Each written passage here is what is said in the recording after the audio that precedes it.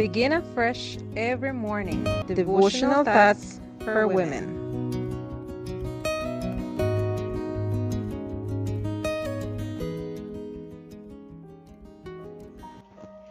Greetings, my beloved friends. Today, December 13th, 2023, our devotional is entitled Godly Fear.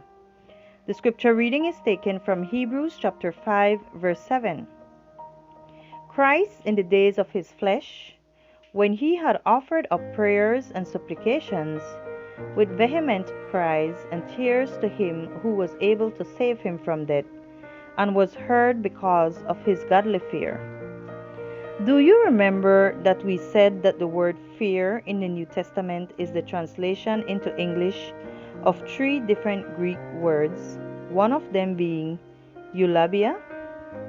Today's verse is one of the two passages in the New Testament, both in the book of Hebrews, where we find this word. The best translations would be piety, fear before the divine, and trembling care. A graphic image of eulabia is the careful handling of a precious but fragile vase which could easily be broken if it moved carelessly. Whoever touches it knows that they could ruin it, and they are filled with reverent anxiousness. This feeling is called eulabia, and this is the image that should be in our mind when we approach God's presence. Such was the reverent fear that Jesus felt toward his Father. This was his attitude when he prayed. This was his anguish and attitude in Gethsemane. He cried out for relief, but he was willing to face humiliation, separation from his Father, and death to show his obedience. Approach God with eulabia, holy, trembling fear. End your prayers with eulabia, saying, "May your will be done." Allow the Father to act as Jesus did. Although he was present at the creation of the world as God, Jesus showed an overwhelming sense of reverence. Though he was a son, yet he learned obedience by the things which he suffered. Hebrews chapter 5 verse 8.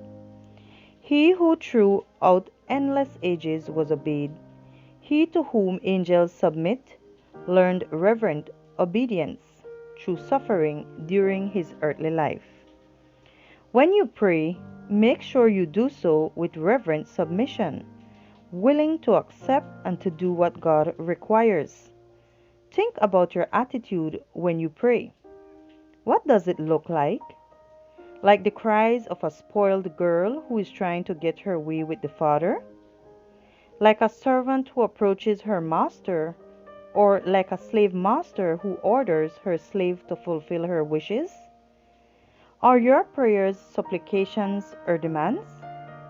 How do you approach the throne of God?